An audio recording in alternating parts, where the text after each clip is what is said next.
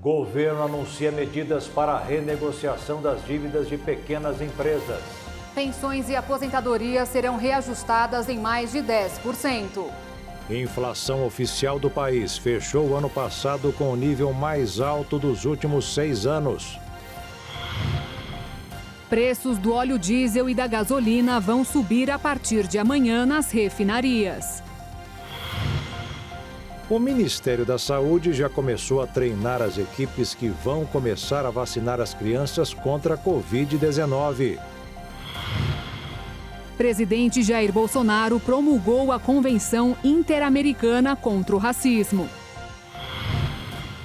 Quase 50 pessoas já morreram em pouco mais de um mês de chuvas no norte, nordeste e sudeste do Brasil.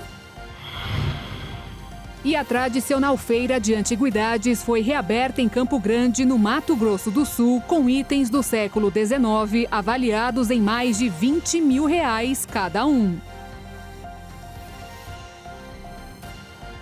O Jornal das 22 já começou.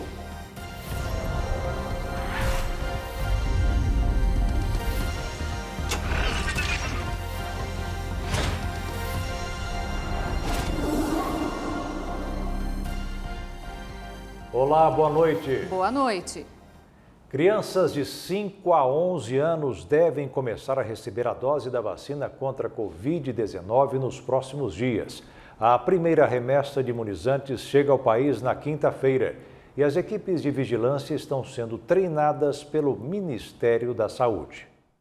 As equipes de saúde que trabalham na vacinação estão recebendo treinamento virtual do Ministério da Saúde para que não haja dúvidas sobre os procedimentos relacionados à imunização das crianças de 5 a 11 anos contra a Covid-19. No Distrito Federal, o treinamento virtual começou na sexta-feira com os coordenadores e membros da área técnica e segue ao longo da semana com os responsáveis técnicos das salas de vacinação. No Rio de Janeiro, as equipes de vigilância da Secretaria Municipal de Saúde participaram da capacitação nesta segunda e terça-feira. Em Macapá, o treinamento foi realizado nesta segunda-feira. Segundo o subsecretário de Vigilância em Saúde do município, Cleverson Siqueira, 56 profissionais da capital amapaense foram treinados virtualmente e estão aptos a aplicar as doses da vacina pediátrica. Em Porto Velho, capital de Rondônia, um grupo de coordenadores recebeu as orientações do Ministério da Saúde sobre os procedimentos que devem ser adotados nas salas de vacinação. Eles serão multiplicadores de informações às equipes que fazem o trabalho na ponta.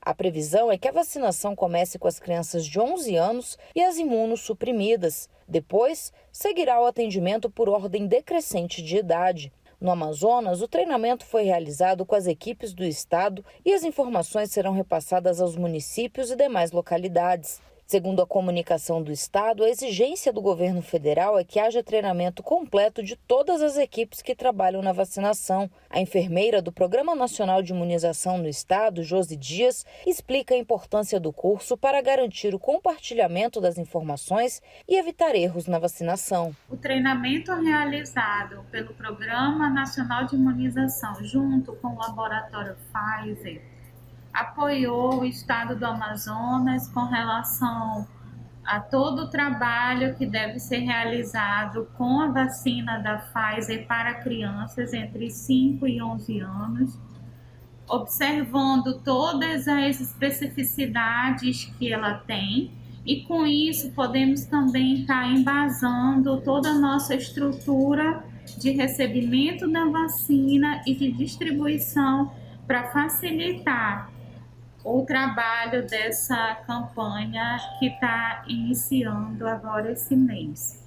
Também é importante lembrar que todos os municípios também terão oportunidade, a partir de hoje à tarde, de fazer esse mesmo treinamento com turmas hoje, amanhã até quinta-feira, e aqueles municípios que não puderem ou não conseguirem devido à dificuldade de acesso, o estado vai estar montando também treinamento específico para que eles consigam entender toda essa diferença entre a Pfizer do adulto e adolescente e o da criança, para que nós possamos fazer uma campanha com qualidade e manter toda a estrutura que temos trabalhado até o momento. Segundo a Pfizer, o primeiro lote de vacinas pediátricas com 1,2 milhão de doses chega ao Brasil nesta quinta-feira por volta das 3h30 da manhã no aeroporto de Viracopos. A farmacêutica informou ainda que aumentou a previsão de doses para o mês de janeiro de 3 para 4,3 milhões.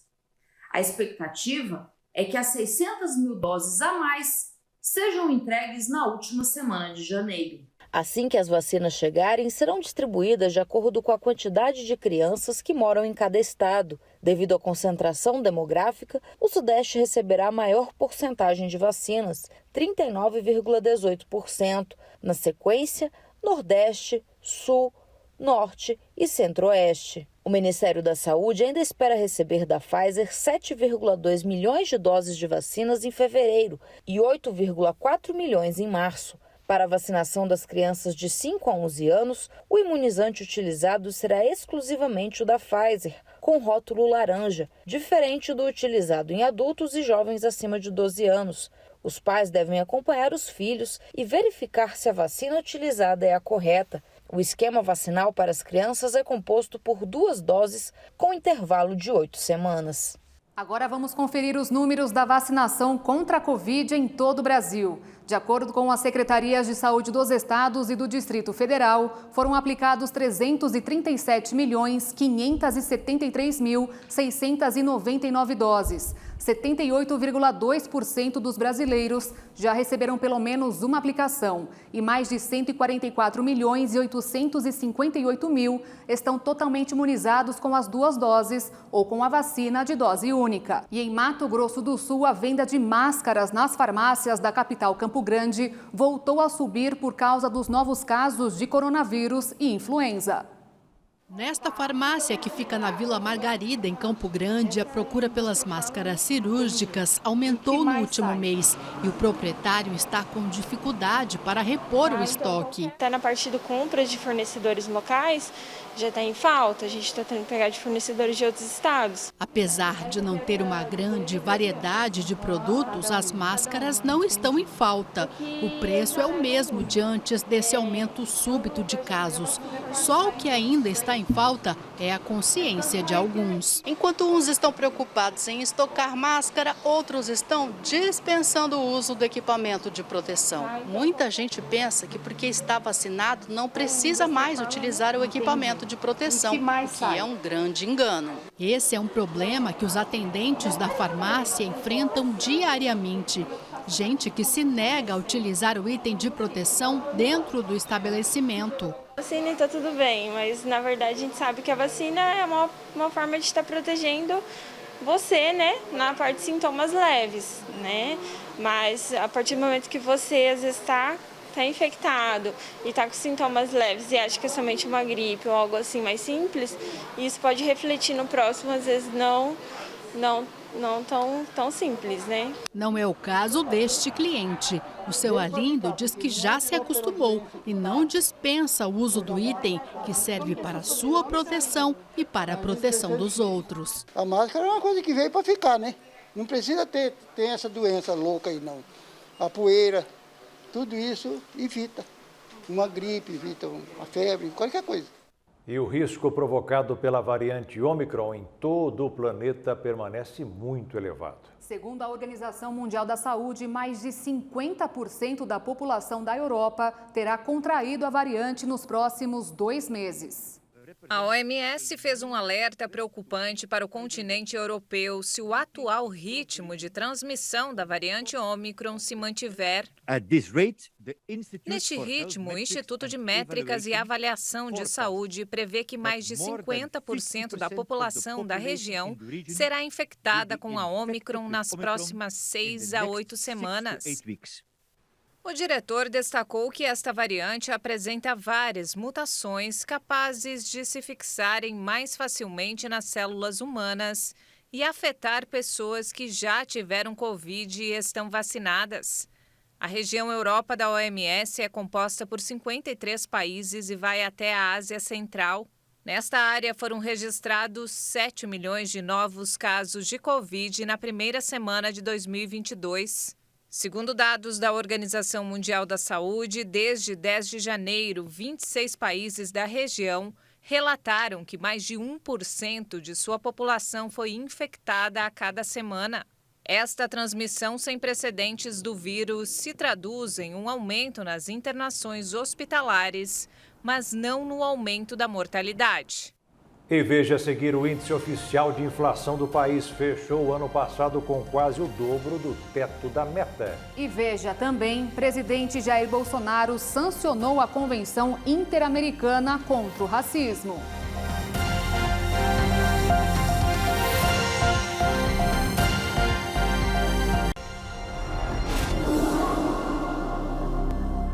Puxada pelos combustíveis e pela energia, a inflação oficial do Brasil fechou 2021 com a maior alta em 6 anos. O indicador também apresentou leve alta em dezembro. O Índice Nacional de Preços ao Consumidor Amplo, que mede a inflação oficial, perdeu ritmo em dezembro e variou 0,73%. Apesar do resultado menor, o Índice Oficial de Preços terminou 2021 no maior patamar desde 2015. Segundo o IBGE, o IPCA fechou o ano com alta de 10,06%.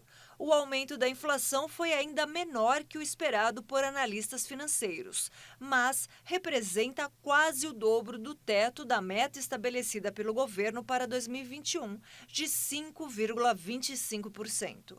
Já o Índice Nacional de Preços ao Consumidor, que calcula a inflação das famílias com rendimentos de até 5 salários mínimos, fechou o ano passado com alta de 10,16%, acima dos 5,45% registrados em 2020.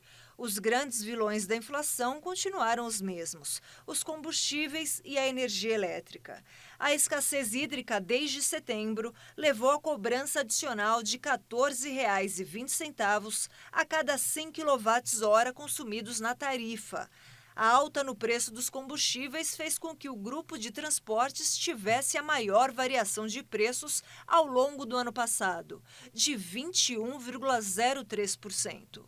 Os destaques foram para a gasolina, que acumulou alta de 47,49% em 2021, e o etanol, que subiu 62,23%.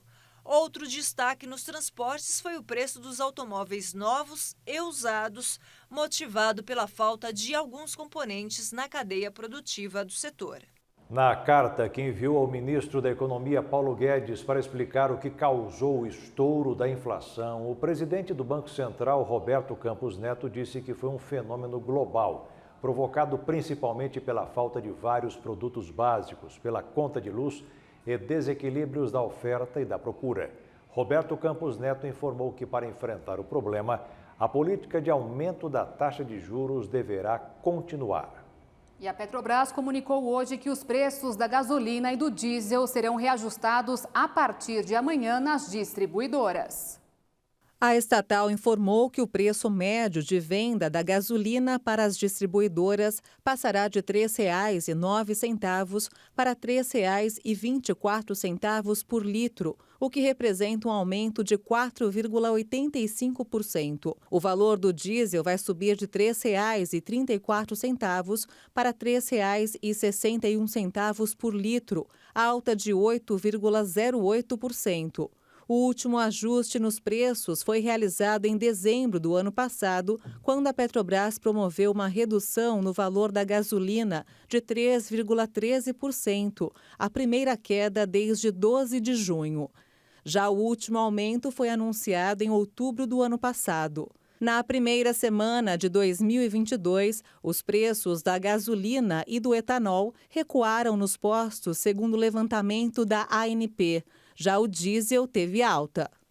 Nesta terça-feira, o dólar fechou em queda de 1,67% após o mercado digerir dados da inflação mais fortes do que o esperado, pesando seu potencial impacto sobre a atratividade da moeda brasileira contra o custo à atividade econômica e analisar a fala do presidente do Federal Reserve, o Banco Central dos Estados Unidos. Com isso, a moeda norte-americana ficou cotada em R$ 5,57 na venda. Já a Bolsa de Valores fechou em alta de 1,80%, com 103.778 pontos. Os aposentados e pensionistas do INSS que recebem mais de um salário mínimo terão aumento de 10,16% em 2022. O reajuste segue a variação do INPC, o Índice Nacional de Preços ao Consumidor do ano passado, divulgado hoje pelo IBGE. Com o reajuste, o teto do INSS sobe para R$ 7.087,22. O aumento de 10,16% vale para os demais benefícios da Previdência Social acima do salário mínimo, como auxílio-doença, e valerá a partir de 1º de fevereiro, quando será paga a folha de janeiro. A correção também incide sobre as contribuições recolhidas à Previdência Social, tanto as descontadas automaticamente dos trabalhadores com carteira assinada, como as que são pagas por profissionais autônomos. Quanto aos beneficiários do INSS que recebem um salário mínimo, a correção ficou em 10,18%, um pouco acima do INPC de 2021. O índice foi definido no fim do ano passado, quando o presidente Jair Bolsonaro editou a medida provisória, que fixou em R$ 1.212 o salário mínimo para 2022. O reajuste para aposentados e pensionistas vale apenas para quem estava recebendo os pagamentos em 1º de janeiro do ano passado. Os segurados que começaram a receber benefícios do INSS em fevereiro terão um percentual menor de reajuste, porque não receberam 12 meses completos.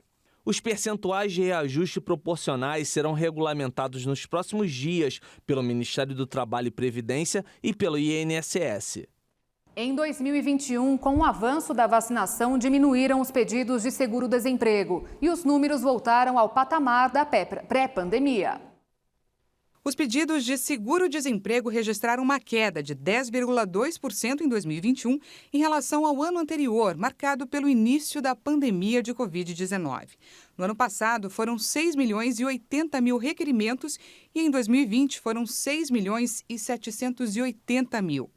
Apesar de os números terem voltado ao patamar da pré-pandemia, os últimos 2 meses de 2021 tiveram alta. Em dezembro, houve 484.000 solicitações, um aumento de 13% sobre o mesmo período de 2020, com quase 426.000. Mas o recorde de requerimentos foi registrado em maio de 2020, com mais de 960.000 pedidos. Os números são divulgados pelo painel de informações do Seguro-Desemprego do Ministério do Trabalho e Previdência. Segundo o governo federal, o resultado reflete o esforço para a manutenção dos empregos no Brasil. De acordo com os últimos dados do Cadastro Geral de Empregados e Desempregados, no acumulado de janeiro a novembro de 2021, o saldo é de aproximadamente 3 milhões de vagas de emprego criadas. Mas mesmo com a melhora dos índices, o desemprego se mantém alto. Segundo o IBGE, o trimestre encerrado em outubro tinha 12.900.000 pessoas fora do mercado de trabalho. Depois de registrar queda de 0,4% em 2021, a expectativa é positiva para a safra nacional deste ano. É o que aponta o levantamento sistemático da produção agrícola do IBGE.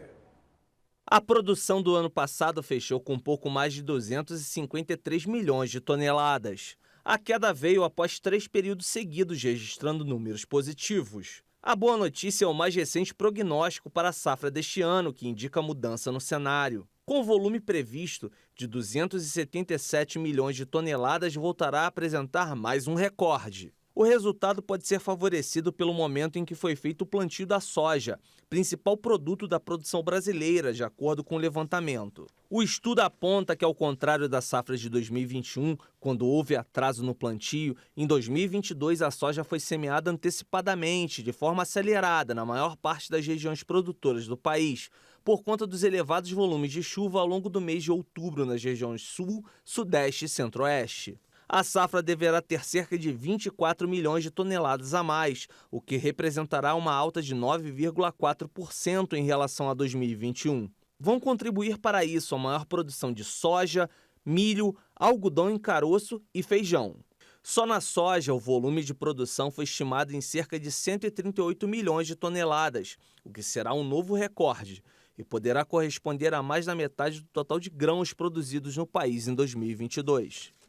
A inflação acumulada no ano passado de 10,06% vai fazer com que mais pessoas paguem imposto de renda. Há 7 anos, a tabela de desconto não é corrigida, o que gera um desconto maior nos salários. Segundo o Sindicato Nacional dos Auditores Fiscais da Receita Federal, durante este período, a tabela ficou defasada em 134,5%. A falta de correção obriga cerca de 15 milhões de pessoas que seriam isentas a pagar imposto em 2022. E para quem já pagava, a conta mais que dobrou. O presidente Jair Bolsonaro promulgou a Convenção Interamericana contra o Racismo, a Discriminação Racial e Formas Correlatas de Intolerância. Com a publicação feita no Diário Oficial da União desta terça-feira, o Brasil reafirma a intenção de erradicar total e incondicionalmente o racismo, a discriminação racial e todas as formas de intolerância, e a convicção de que essas atitudes discriminatórias representam negação dos valores universais dos direitos da pessoa humana. Além disso, o país reconhece o dever de se adotar medidas para promover e incentivar o respeito e a observância dos direitos humanos e liberdades fundamentais de todos os indivíduos. A Convenção Interamericana contra o Racismo, a Discriminação Racial e Formas Correlatas de Intolerância foi firmada pelo Brasil na Guatemala em junho de 2013, durante a Assembleia Geral da OEA, e aprovada pelo Congresso Nacional. E veja a seguir, quase 50 pessoas morreram em pouco mais de um mês de chuvas pelo Brasil. E ainda, tenista sérvio Novak Djokovic começou a treinar à espera do jogo de estreia no torneio da Austrália.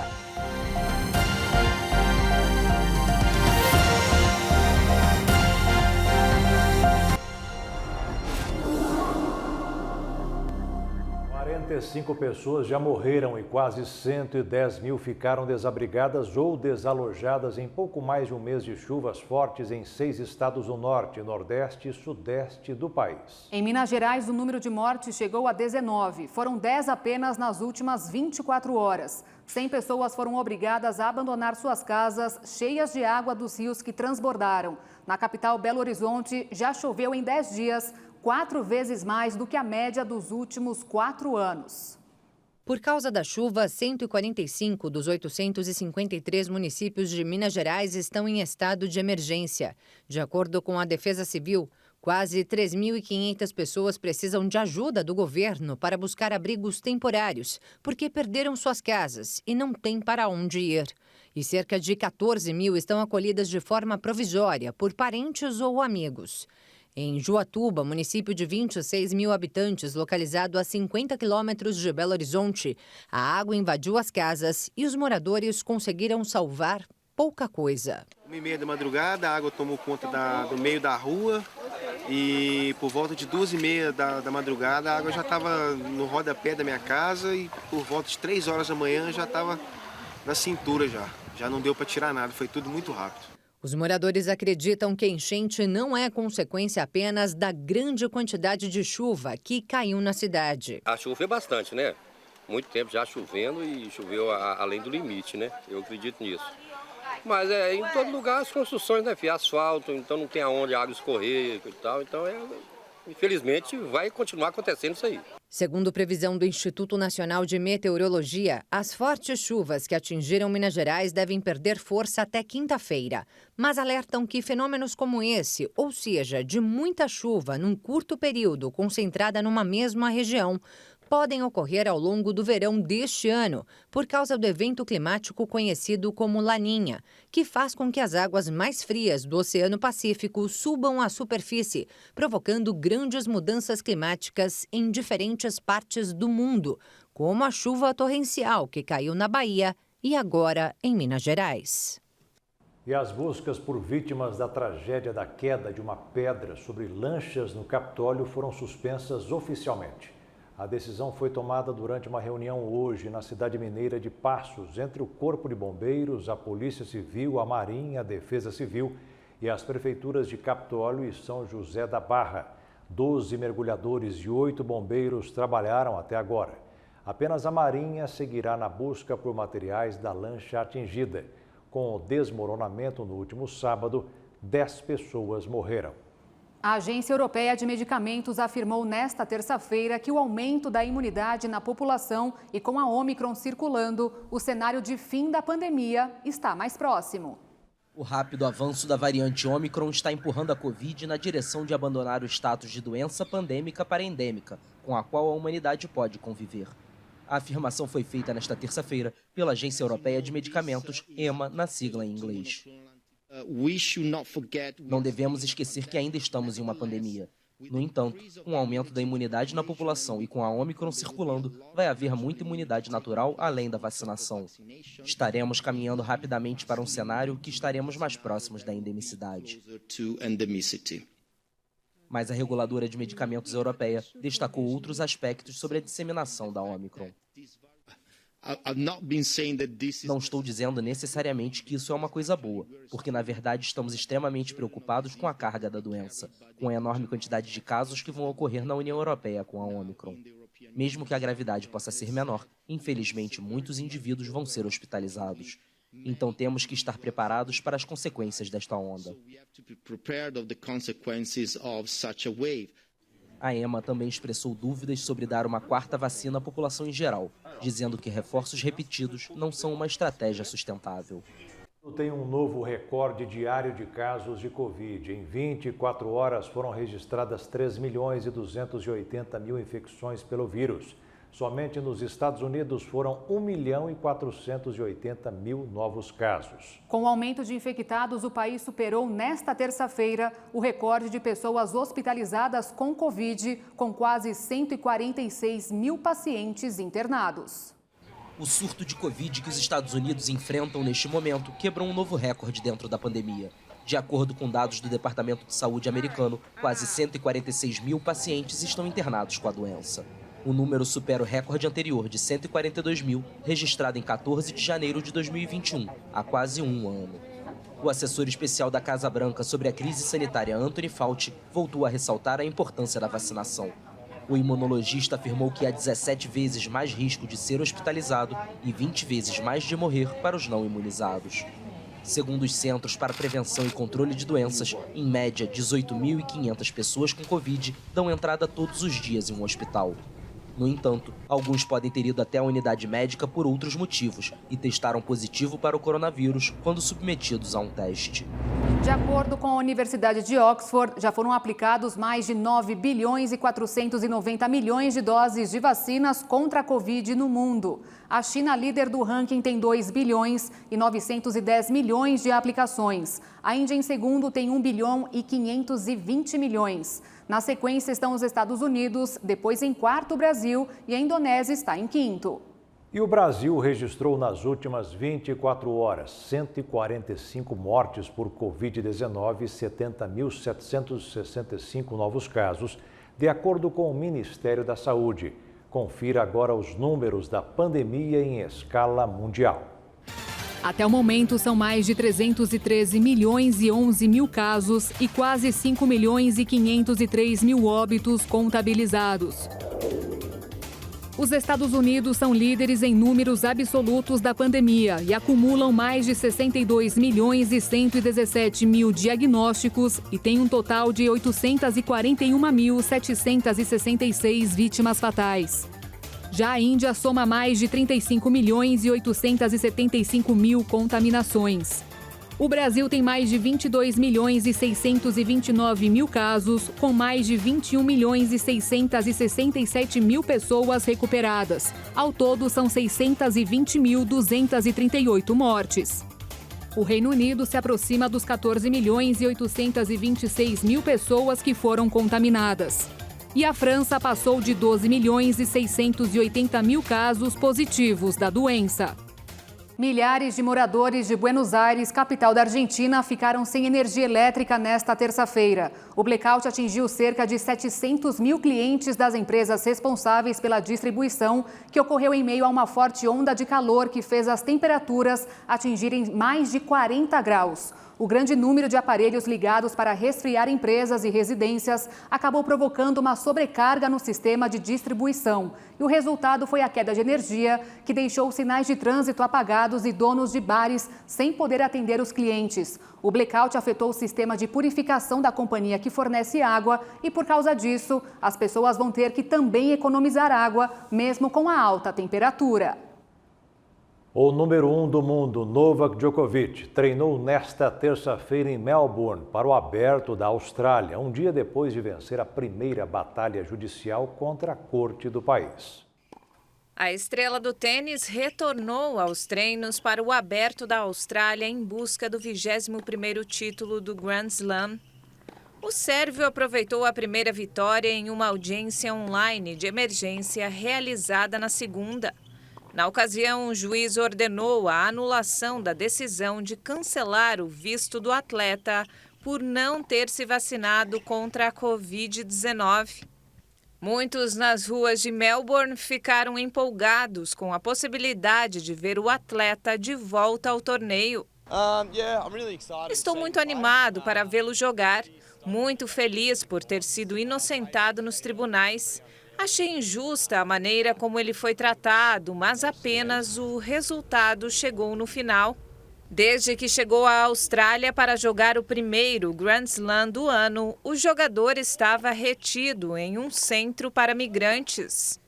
Um advogado do governo australiano alertou que o executivo ainda pode decidir expulsar o sérvio do país, o que significaria uma proibição de 3 anos de entrar na Austrália. E veja a seguir, o governo anunciou medidas para facilitar a renegociação das dívidas de empresas do Simples Nacional. E ainda, a Feira das Antiguidades em Campo Grande, no Mato Grosso do Sul, voltou a ser montada com peças preciosas do século XIX.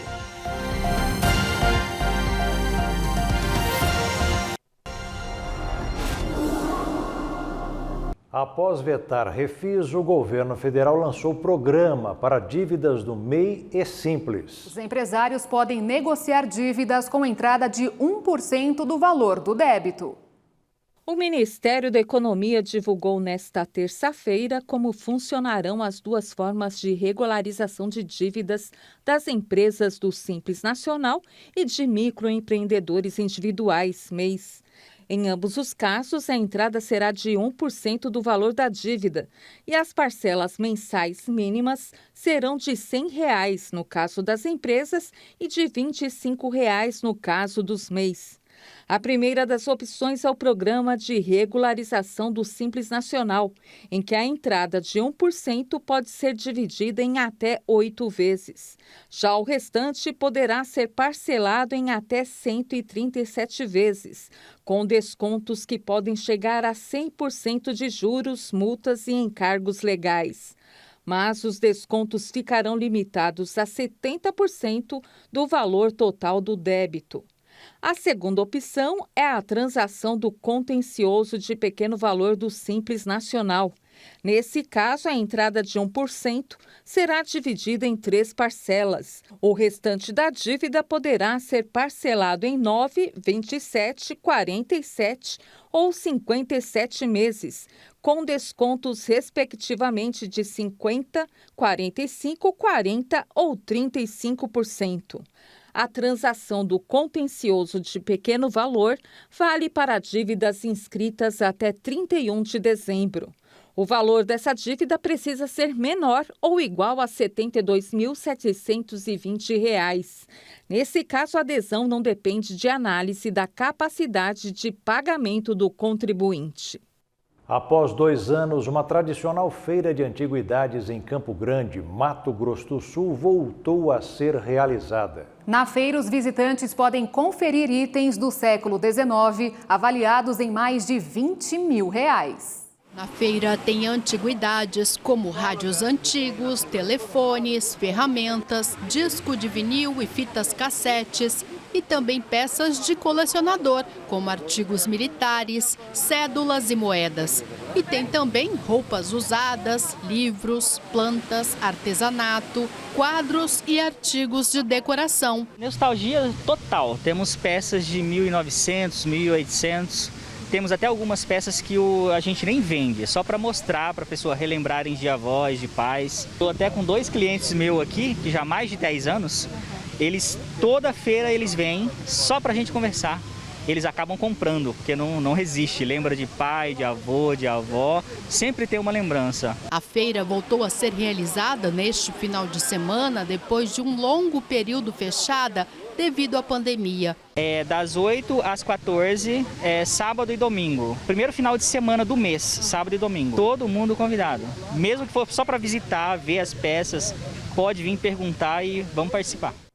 O escultor, pintor, gravador, fotógrafo e artista plástico Franz Krasberg, que associava a arte e defesa do meio ambiente, ganhou uma biografia não autorizada, um tributo aos 100 anos de seu nascimento. Nascido na Polônia e naturalizado brasileiro, Krasberg é autor de obras que têm como característica a exploração de elementos da natureza. Os autores do extremo sul-baiano, Átila Borborema e Almir Arfeg, seguem produzindo grandes e magníficas obras. Ambos são escritores e jornalistas e integram a Academia Teixeirense de Letras. Recentemente, Átila publicou o livro Franz Krasberg, o Poeta da Árvore. A biografia não autorizada é um tributo aos 100 anos de nascimento do escultor. O livro Franz Krasberg, o Poeta da Árvore, levou 5 anos para ser produzido. Tem 450 páginas. Um livro que reúne dezenas e dezenas de entrevistas de artistas renomados do Brasil e do mundo, centenas de falas de artistas e fãs do Brasil e do mundo. Um livro que eu comecei a produzir com Franz Krasberg ainda vivo. De acordo com o autor, o livro apresenta ao leitor quem foi Franz Krasberg. Franz Krasberg nasceu na Polônia. Em 1957, ele se naturaliza brasileiro. Mas ele chega ao Brasil em 1948 em um navio no Rio de Janeiro, na companhia de uma moça que havia pago a sua passagem por incentivo de um amigo artista dele lá de Paris. E aqui ele vive a vulnerabilidade, ele trabalha na primeira Bienal de São Paulo, vende as suas 2 primeiras obras de arte em 1951, e aí mora numa caverna no Rio de Janeiro, em Itabirito, em Minas Gerais, mora no Rio, mora no Paraná, mora em São Paulo, aí mora no Piauí, se encanta pelo Maranhão, e por último ele conhece Nova Viçosa. Aí ele se encanta de vez e resolve morar em Nova Viçosa pelos últimos 45 anos da sua vida, onde construiu a sua Casa da Árvore, a sua famosa Casa do Tazan, no sítio Natura. Átila Borborema fala da notoriedade do biografado para o mundo. Ele era um homem do mundo, era um cidadão do mundo, né? Um homem que adotou a floresta brasileira e que preservou a floresta brasileira com unhas e dentes. E com os restos de queimadas, ele promovia suas obras de arte. A obra de arte do Franz Krasberg falava por si só. Ele nos mandava um recado. Era uma revolta. Por isso que foi tão valorizada no mundo inteiro. Franz Krasberg foi um dos artistas plásticos que mais reuniu pessoas no planeta em suas exposições, tanto coletivas como individuais. Franz Krasberg levava 700, 800 mil pessoas para suas exposições aqui no Brasil, um país onde se diz que não é um país da arte, que não é um país da literatura. Na reinauguração do Museu do Homem em Paris, em 2016, Franz Krasberg foi o artista convidado e pelo menos 11 milhões de pessoas passaram pela sua exposição. Como foram alguns dos testemunhos de pessoas que saíram vitoriosas. Oh, glória, nós damos glória, ele vem para mudar a nossa história. Quem foi que aconteceu com você, amigo? Vai, pastor. O inimigo tentando colocar impedimento de eu vir para casa do Senhor, mas eu também posso a minha bênção. O tendão de Aquiles estava doendo. Desde sexta-feira, a hora que eu cheguei em casa, e para a honra e glória do Senhor Jesus Cristo, saiu agora. Eu vim em busca da minha bênção e estou indo levando ela para casa, em nome de Jesus. Glória a Deus, que bonito. Quem mais veio buscar a bênção e já conseguiu, missionário? Eu consegui. Aconteceu aqui na minha vida.